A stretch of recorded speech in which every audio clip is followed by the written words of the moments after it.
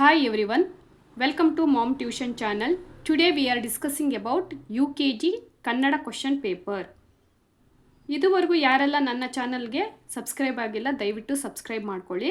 Let's move on to question paper. ಮೊದಲಿಗೆ write before letter ಅಂದರೆ ಹಿಂದಿನ ಅಕ್ಷರ ಬರೆ. ಇಲ್ಲಿ ಕೆಲವೊಂದು ಅಕ್ಷರಗಳನ್ನ ಕೊಟ್ಟಿದ್ದಾರೆ, ಅದರ ಬಿಫೋರ್ ಅಂದರೆ ಹಿಂದೆ ಯಾವ್ದು ಬರುತ್ತೆ ಅಂತ ಹೇಳ್ಬಿಟ್ಟು ಮಕ್ಕಳು ಬರಿಬೇಕಾಗುತ್ತೆ. ಇಲ್ಲಿ ಓ ಕೊಟ್ಟಿದ್ದಾರೆ, ಓಕ್ಕಿಂತ ಹಿಂದ್ಗಡೆ ಯಾವ್ದು ಬರುತ್ತೆ? ಐ. ನೆಕ್ಸ್ಟ್ ಕೊಟ್ಟಿದ್ದಾರೆ ಖ ಕೊಟ್ಟಿದ್ದಾರೆ, ಖಕ್ಕಿಂತ ಬಿಫೋರ್ ಯಾವ್ದು ಬರುತ್ತೆ? ಕ. ನೆಕ್ಸ್ಟು ಪ ಕೊಟ್ಟಿದ್ದಾರೆ, ಪಕ್ಕಿಂತ ಬಿಫೋರ್ ಯಾವ್ದು ಬರುತ್ತೆ? ಪ. ನೆಕ್ಸ್ಟು ಜ ಕೊಟ್ಟಿದ್ದಾರೆ, ಝಕ್ಕಿಂತ ಬಿಫೋರ್ ಯಾವ್ದು ಬರುತ್ತೆ? ಜ. ನೆಕ್ಸ್ಟ್ ನ ಕೊಟ್ಟಿದ್ದಾರೆ, ನಕ್ಕಿಂತ ಬಿಫೋರ್ ಯಾವ್ದು ಬರುತ್ತೆ? ಧ. ನೆಕ್ಸ್ಟ್ ಮ ಕೊಟ್ಟಿದ್ದಾರೆ, ಮಕ್ಕಿಂತ ಬಿಫೋರ್ ಯಾವ್ದು ಬರುತ್ತೆ? ಭ.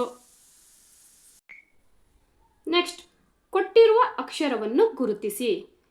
ಸರ್ಕಲ್ ದ ಸೇಮ್ ಲೆಟರ್ ಅಂದರೆ ಇಲ್ಲಿ ಕೆಲವೊಂದು ಅಕ್ಷರಗಳನ್ನ ಕೊಟ್ಟಿದ್ದಾರೆ, ಇಲ್ಲಿ ಬೇರೆ ಬೇರೆ ಅಕ್ಷರಗಳನ್ನ ಮಿಕ್ಸ್ ಮಾಡಿ ಕೊಟ್ಟಿದ್ದಾರೆ. ಈ ಅಕ್ಷರ ಇದರಲ್ಲಿ ಎಷ್ಟು ಬರುತ್ತೆ ಅಷ್ಟಕ್ಕೆ ಸರ್ಕಲ್ ಮಾಡಬೇಕು ಮಕ್ಕಳು. ಇಲ್ಲಿ ಕ ಕೊಟ್ಟಿದ್ದಾರೆ, ಇಲ್ಲಿ ಖ ಕೊಟ್ಟಿದ್ದಾರೆ, ಇದಕ್ಕೆ ಸರ್ಕಲ್ ಮಾಡೋ ಹಾಗಿಲ್ಲ. ಇಲ್ಲಿ ಗ ಇದೆ, ಇದಕ್ಕೂ ಸರ್ಕಲ್ ಮಾಡೋ ಹಾಗಿಲ್ಲ. ಇಲ್ಲಿ ಕ ಎರಡಿದೆ, ಸೊ ಈ ಎರಡು ಅಕ್ಷರಗಳಿಗೆ ಮಕ್ಕಳು ಸರ್ಕಲ್ ಮಾಡಬೇಕು. ಫಸ್ಟ್ ಏನು ಕೊಟ್ಟಿದ್ದಾರೆ ಆ ಅಕ್ಷರಗಳು ಎಲ್ಲಿ ಬರುತ್ತೆ ಅದಕ್ಕೆ ಮಾತ್ರ ಸರ್ಕಲ್ ಮಾಡಬೇಕು. ನೆಕ್ಸ್ಟ್ ಮೊ ಇಲ್ಲಿ ಒಂದೇ ಒಂದು ಮೊ ಕೊಟ್ಟಿದ್ದಾರೆ, ಇದಕ್ಕೆ ಸರ್ಕಲ್ ಮಾಡಬೇಕು. ನೆಕ್ಸ್ಟು ಇಲ್ಲಿ ರ ಕೊಟ್ಟಿದ್ದಾರೆ, ಇಲ್ಲಿ ಟ ಇದೆ, ಇದಕ್ಕೆ ಸರ್ಕಲ್ ಮಾಡಬಾರ್ದು. ಇಲ್ಲಿ ರ ಇದೆ, ಇದಕ್ಕೆ ಸರ್ಕಲ್ ಮಾಡಬೇಕು. ಮತ್ತೆ ಇಲ್ಲಿ ಒಂದು ರ ಇದೆ, ಇದಕ್ಕೆ ಸರ್ಕಲ್ ಮಾಡಬೇಕು. ನೆಕ್ಸ್ಟ್ ಓ ಕೊಟ್ಟಿದ್ದಾರೆ, ಇಲ್ಲಿ ಒಂದು ಓ ಇದೆ, ಇದಕ್ಕೆ ಸರ್ಕಲ್ ಮಾಡಬೇಕು, ಇದಕ್ಕೆ ಮಾಡೋ ಹಾಗಿಲ್ಲ. ಈ ಓಗೂ ಕೂಡ ಸರ್ಕಲ್ ಮಾಡೋ ಹಾಗಿಲ್ಲ. ನೆಕ್ಸ್ಟ್ ಈ ಓಗೆ ಸರ್ಕಲ್ ಮಾಡಬೇಕು. ನೆಕ್ಸ್ಟು ಥ ಕೊಟ್ಟಿದ್ದಾರೆ, ಇಲ್ಲಿ ದ ಇದೆ, ಇದಕ್ಕೆ ಸರ್ಕಲ್ ಮಾಡೋ ಹಾಗಿಲ್ಲ. ಇಲ್ಲಿ ಥ ಇದೆ, ಇದಕ್ಕೆ ಸರ್ಕಲ್ ಮಾಡಬೇಕು.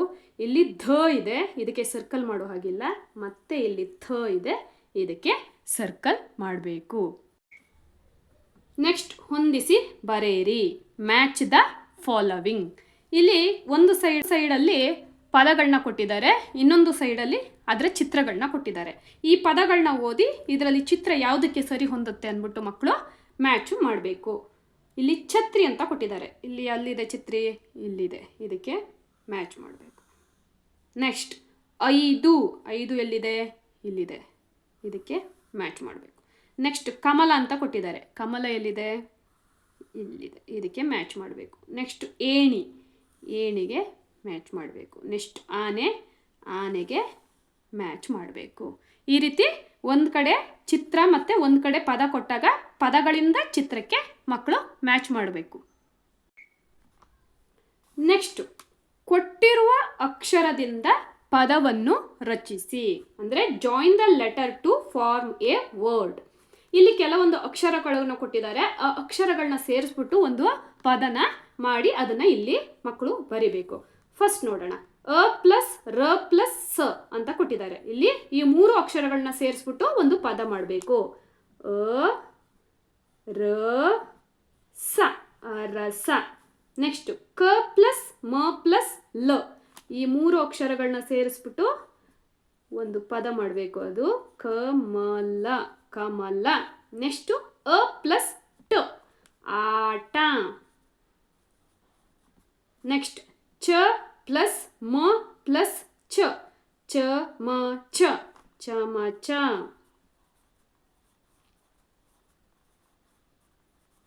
ನೆಕ್ಸ್ಟ್ ಉ ಪ್ಲಸ್ ದ ಪ್ಲಸ್ ಯ, ಉದಯ, ಉದಯ. ಇದೇ ರೀತಿ ನೀವು ಕೆಲವೊಂದು ಪದಗಳನ್ನ ಕೊಡಿ, ಈ ಥರ ಪ್ಲಸ್ ಮಾಡಿಬಿಟ್ಟು ಕೊಡಿ, ಅವರು ಅದನ್ನು ಸೇರಿಸ್ಬಿಟ್ಟು ಒಂದು ಪದವನ್ನು ರಚನೆ ಮಾಡ್ತಾರೆ. ಈ ಥರ ಅಕ್ಷರಗಳನ್ನ ಕೊಟ್ಟಾಗ ಒಂದು ಪದ ಯಾವ ರೀತಿ ಮಾಡೋದು ಅಂತ ಮಕ್ಕಳಿಗೆ ಹೇಳ್ಕೊಡ್ಬೋದು. ನೆಕ್ಸ್ಟ್ ಕೊಟ್ಟಿರುವ ಅಕ್ಷರಗಳಿಂದ ಪ್ರಾರಂಭವಾಗುವ ಪದ ಬರೆಯಿರಿ. Right A word starting with the letter given. ಅಂದರೆ ಇಲ್ಲಿ ಕೆಲವೊಂದು ಅಕ್ಷರಗಳನ್ನ ಕೊಟ್ಟಿದ್ದಾರೆ, ಮಕ್ಕಳು ಆ ಅಕ್ಷರದಿಂದ ಸ್ಟಾರ್ಟ್ ಆಗುವಂಥ ಯಾವುದಾದ್ರೂ ಒಂದು ಪದವನ್ನು ಬರಿಬೇಕು.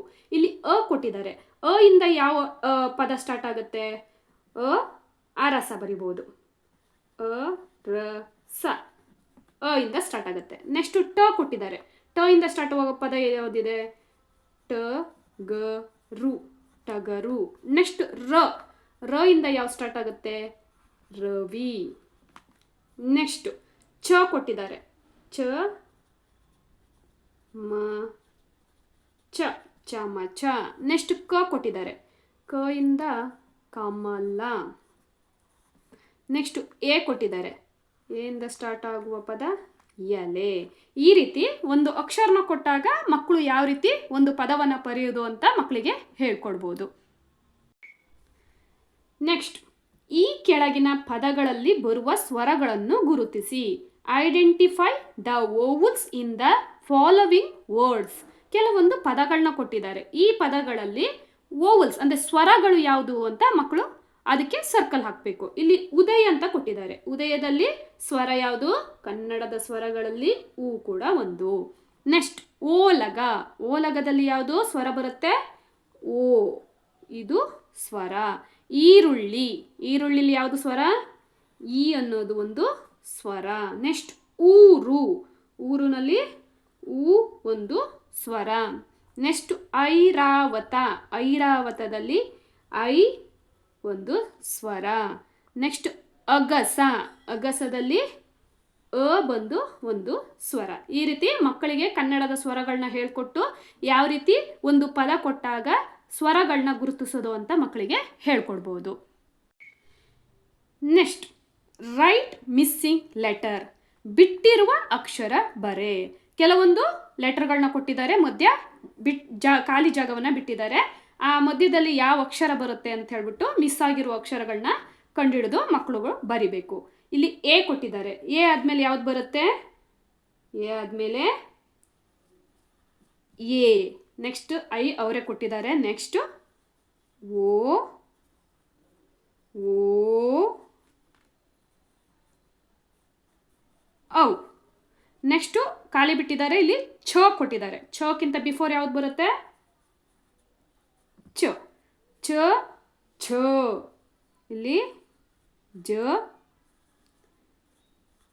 ಝ. ನೆಕ್ಸ್ಟ್ ಏನು ಬರುತ್ತೆ? ಞ. ನೆಕ್ಸ್ಟು ಇಲ್ಲಿ ಪ ಕೊಟ್ಟಿದ್ದಾರೆ. ಪ ಆದಮೇಲೆ ಯಾವ್ದು ಬರುತ್ತೆ? ಫ. ಬ ಕೊಟ್ಟಿದ್ದಾರೆ. ಭ. ನೆಕ್ಸ್ಟು ಮ. ಫ, ಫ, ಬ, ಬ, ಮ. ನೆಕ್ಸ್ಟು ಡ್ಯಾಶ್ ಬಿಟ್ಟಿದ್ದಾರೆ, ಆದರೆ ರ ಕೊಟ್ಟಿದ್ದಾರೆ. ರಕ್ಕಿಂತ ಬಿಫೋರ್ ಯಾವ್ದು ಬರುತ್ತೆ? ಯ, ಯ, ರ, ಲ, ವ. ನೆಕ್ಸ್ಟು ಶ. ನೆಕ್ಸ್ಟು ಡ್ಯಾಶ್ ಅಂತ ಕೊಟ್ಟಿದ್ದಾರೆ. ನೆಕ್ಸ್ಟು ಥ ಕೊಟ್ಟಿದ್ದಾರೆ. ಥಕ್ಕಿಂತ ಬಿಫೋರ್ ಯಾವ್ದು ಬರುತ್ತೆ? ಥ, ಥ, ಥ,